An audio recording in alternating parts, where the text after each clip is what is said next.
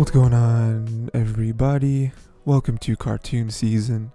I am Tyler, and this is all about animation, having a good time talking about some cartoons, and having a good time. So today, we're talking about Kid Cosmic Season 1. Only Season 1. I think the show's ended, right? I think there's three seasons, I believe. And this was also made by Craig. It's like Craig McCracken or something. I know him from Foster's Home for Imaginary Friends, right? That's what he did. Anyway, off topic. So yeah, Kid Cosmic Season 1. I've seen it. I have not seen the other seasons. So we're going to have a good time today talking a little bit about that. I want to touch on a couple different things. I want to talk about how unique it is that kind of the main character of the show, Kid Cosmic, he's not really the leader of the group, which I think is, I think that's kind of clever. And then I want to talk about how much of a wild card Chuck is and like his kind of arc that he goes through in the show. And then also some season 2 predictions, because like I said, I have not seen season 2 or season 3. I believe there's 3 seasons. We're going to talk about that. Before we do, make sure to listen to more episodes if you like this one, or if you want to check out some other shows. Maybe Kid Cosmic ain't your thing. Weird that you clicked on this though. You can check them out. You can go to YouTube, the Tiger T YouTube channel, or you can go to pretty much any other podcast platform. Listen to it there. Links will be in the description for all of your podcast listening desires. Also recently got a new podcast website. That's pretty fun. I don't know if anyone actually cares, but it looks all spick and span, you know what I'm saying? But yeah, let's go forward. Like I said, Kid Cosmic, first thing. Kid Cosmic is not the leader, and I think that's very that's kind of fun to play with, because I feel like most other shows will just make the main character the leader, right? Because I think it's easier that way to kind of revolve the entire show and the entire cast of characters around the leader of the supposed group. But he's not. And let's kind of go through that a little bit. So one of the big things is that he starts the Medal of Heroism. And that's kind of to boost his own ego a little bit. I feel like in the beginning he did it, because he's a good kid, right? He's a good person. He's not like super selfish or anything, any more than any other kid is, but he, I feel like that's a good thing to have. It's more than just employee of the month. It's more so like, no, you did something, and I feel like everyone should know about it. You should know that last mission, it was, you were the MVP, but it quickly turned into him being the only one that never receives one, and we get some fun montages, but with the one character, I don't remember her name because I didn't write it down, but the like little kid, she has like the best power because she can just turn like a giant and then just crush everything. She has a very OP power, but with Kid Cosmic, we get montages and we see that he's never really the difference maker in any of their missions, and I mean, his power's cool, right? He can fly around, but he's not really good at it. And that's kind of it. Like with the other powers, it's like, okay, well, one person can get really big, so they're more powerful. They can crush people, whatever. Another person can go through portals. That's, it's kind of tricky, right? Another person can make 1 million of them. It's like the zombie effect where one by himself, Papa G by himself, not super effective. But when there's 100, it changes a little bit. And then even the cat can kind of see in the future a little bit. So like the power to fly is a cool power, but he's not good at it. And even if he was good at it, he doesn't really know how to use it effectively. Where to me, like, if all you can do is fly, I feel like your job would be, I feel like you can be a leader with the power to fly, but I feel like you're not going to be in the thick of the fighting unless you had some other tools, some other gadgets. If you had like a tool belt like Batman, it's like, okay, now we can get somewhere. But I feel like just flying and being a kid, like if he was like a like a bodybuilder or something. Even though a lot of bodybuilding is just like showing, it's not really, you may not be actually strong, might not use the muscle, but like if he was like a trained fighter that had nothing to do with his powers and he could fly, that's different. But I feel like since he's just a kid who can fly, I feel like he can still be a leader, but he should be more so giving orders. He should be more so the strategist, the general or whatever. And I don't necessarily think he should feel like he has to be in the thick of all the fights and like taking down bad guys physically. And like that's where he can shine, because he's just a kid and he doesn't really have like, his power didn't grant him any physical abilities that make him a good fighter or that can help him physically protect other people, but he doesn't know this. No one else really knows this, so he gets depressed, even so that Papa G pretends to be an army of robots to boost his confidence. That right there was definitely a bad idea. As soon as we saw that, I feel like all of us collectively realized that was a bad idea, because eventually, this is a show, right? Like eventually, a plot point is going to be him finding out, and then it's 10 times worse. Because not only does he feel like he's not a hero, now we have confirmation that other people, either other people don't feel like he's a hero or other people see that he feels that way. And that's even worse, because, a lot of times when you feel sad about something, even something small, you might not want other people to feel it as well, or like see that you feel it, because then you don't want to be pitied. Like that's like just let me be in the corner and be sad for a few minutes. Like I don't want everyone to like, throw me a party to try to make me feel better, because then that'll just make me feel worse. And then kick him while he's down. Other people refer to him as comic relief. It's like, no, that's the worst. It'd be better if I was just invisible. I don't want to be known as comic relief. Like, no, I'm a part of I'm not only a part of this team, I'm the leader of this team. But no one sees him that way, because again, it wraps all the way back around to his power and how effectively he can actually use it. And he's not. So he just flies around looking like an idiot and like maybe distracts some of the bad guys, but and that's what the public sees him as. Which completely goes against his intent, like obviously, yes, he's a hero, he's a leader, but like more so like he thrust this dream upon everyone else as well, because he wanted to be known as like the heroes in the comics that he reads. He wants to save the world, and he wants to be known for saving the world, not just because he self-appointed him, because he's self-appointed leader. And then we get even worse, because now Chuck revealed that Papa G did the whole fake robot army thing, and that's just terrible, And then later on, he tries to make up for it and defeat a whole horde by himself, and like he just tries to overcorrect, and it's just bad, because he's really not good at what he does, unfortunately. That is another thing that this show does, is that it's not just one big misunderstanding. Like Kid Cosmic really isn't that good at what he does. He's at most, he might be the glue that keeps this team together, but other than that, he's not really an effective hero, unfortunately. But like any good story, or a lot of the good stories, he does eventually have a breakthrough.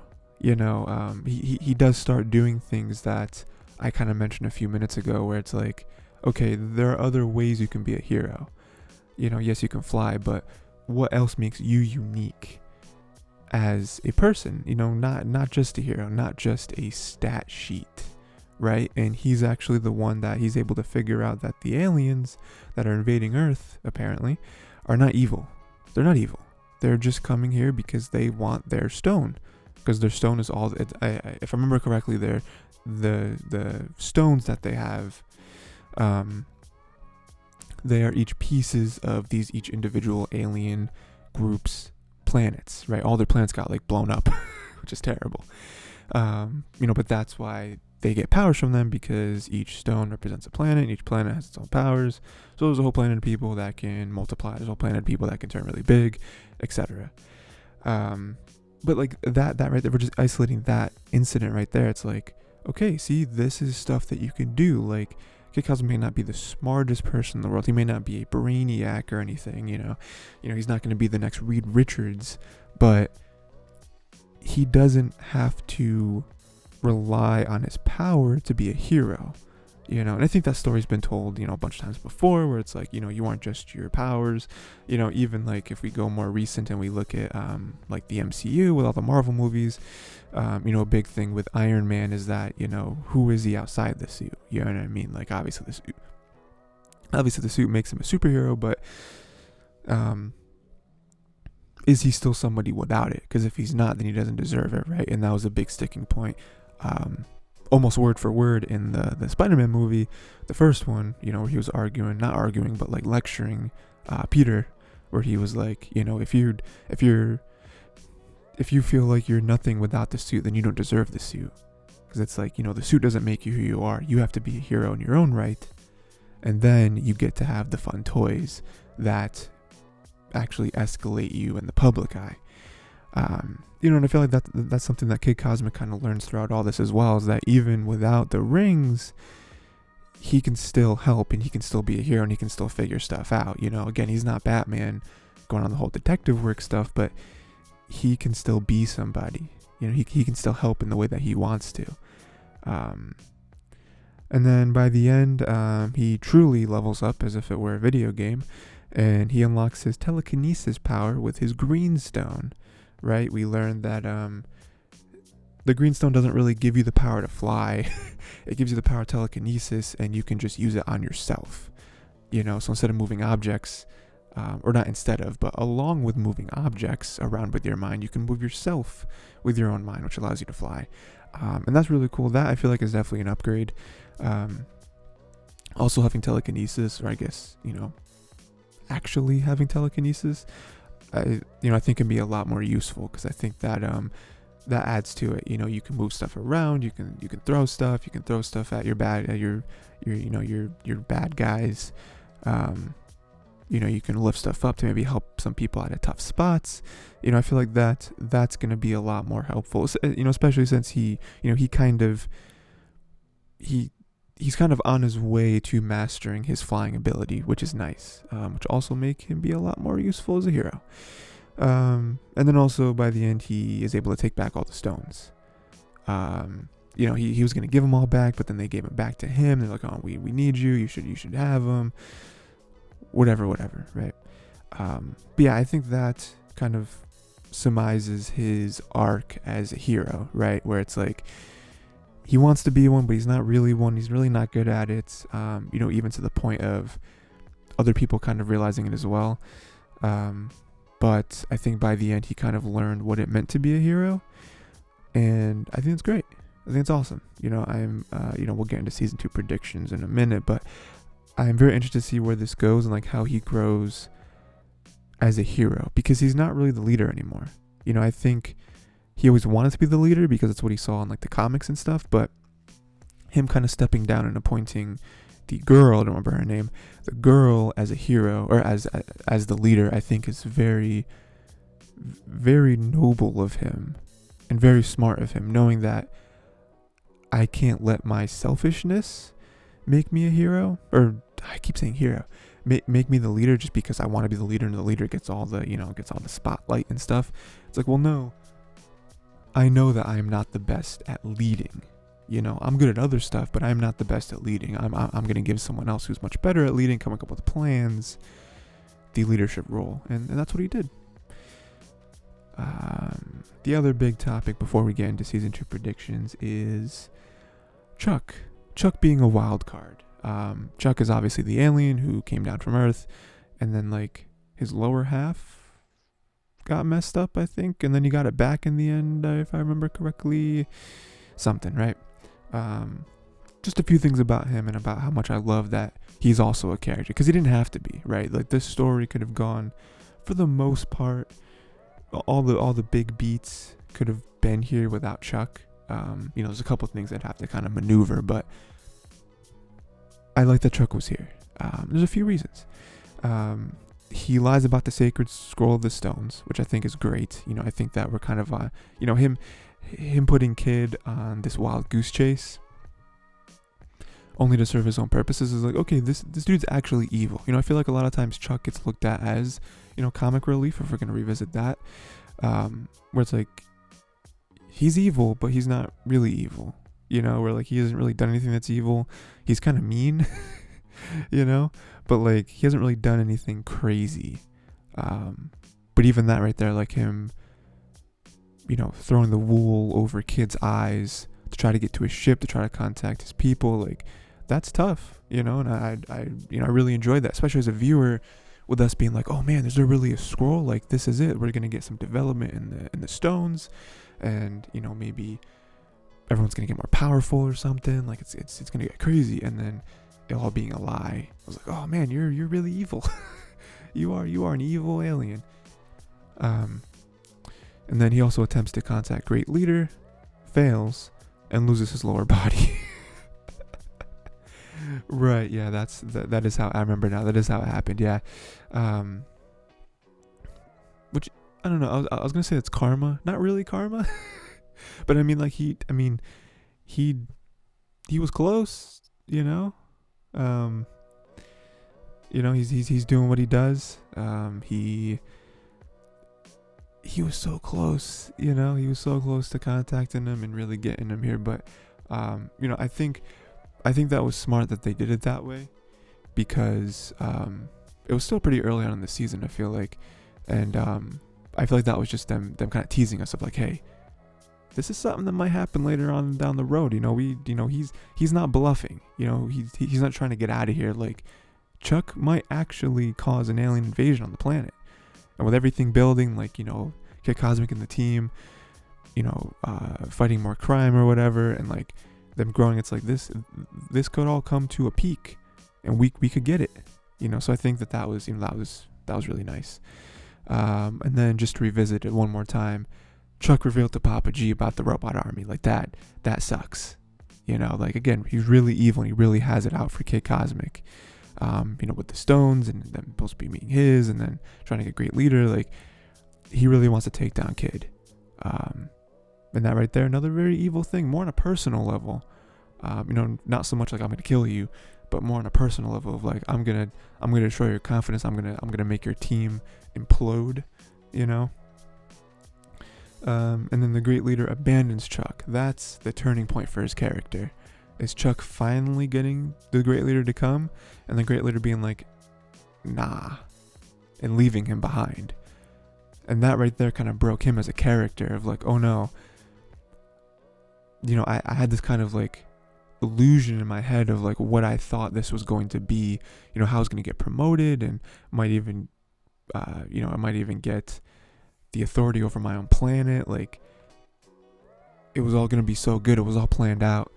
And then Great Leader just doesn't care about him at all. Makes him rethink everything, because to him, basically everything he knew was a lie. Everything he knew was a carrot on a stick, and the stick just keeps getting farther away. And then that causes him to switch sides and agrees to help Kid against the biker in black, right? So that's him being like, all right, fine. I thought I was fighting this noble cause. I thought I was serving my people, my leader, my politicians. But it turns out they don't care about me. So you know what? I'm going to the other side. The people that actually kind of care about me in a weird way. And then as the show goes on, especially those last couple episodes, you realize, oh no, like these people are actually good people. Kid and the team, like that, like, hey, you're not evil no more? Cool. We'll accept you as family, And I think that's also really nice for his kind of arc too, where he does just turn out to be this evil alien guy, and then, we get a real emotional moment that rocks him to his core, and then he turns into this character that's part of the team, And I think that not only speaks to his character, but it speaks to kids and the team's characters, to show that they are forgiving, to show that they're not just going to take him out, but also to show that, like, forgiveness, but, there's other ways to do things,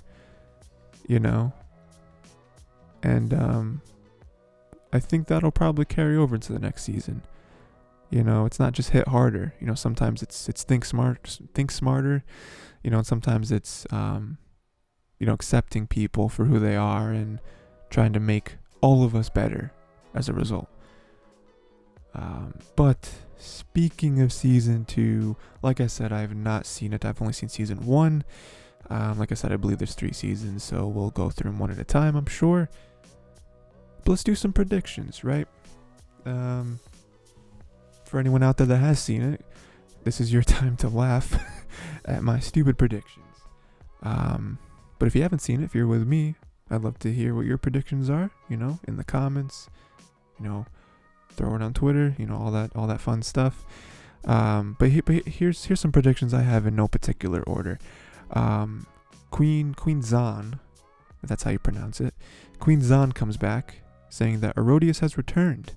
That's not really a prediction, but that is kind of the end, right? That is kind of the bridge between the 2 seasons, where it's like, oh no, something has happened.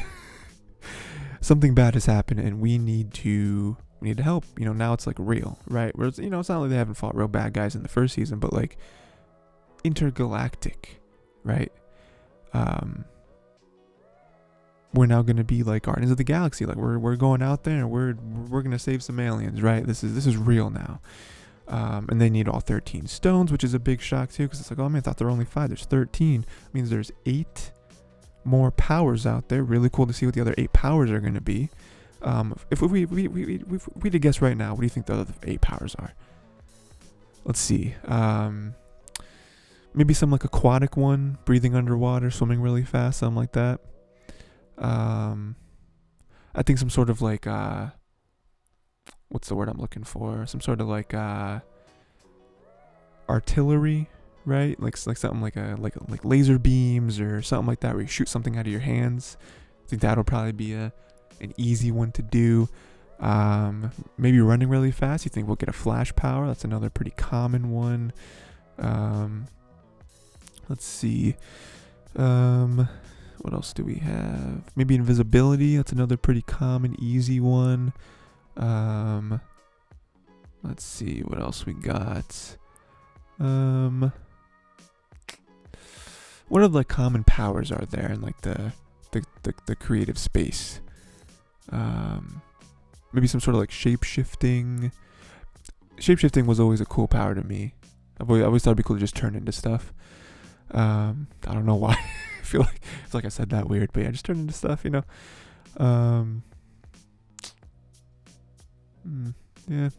those are kind of the ones I can think of right now. And then she also creates a portal and sends the diner to outer space. So that's another really cool twist too, where it's like, oh no, you don't just have to travel there. Like your whole place is now in space.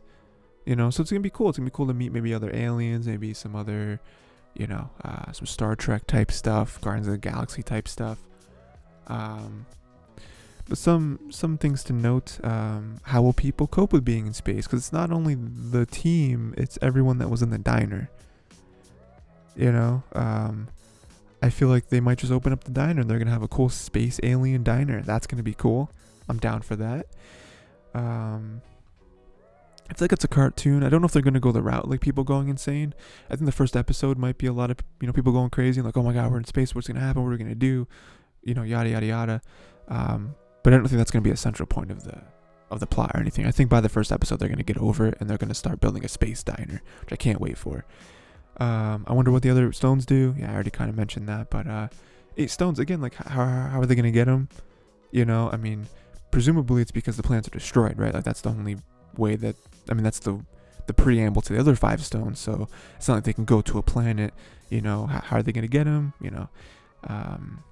Will Flo attract alien customers? Yeah, that's the person. It's the mom of the diner.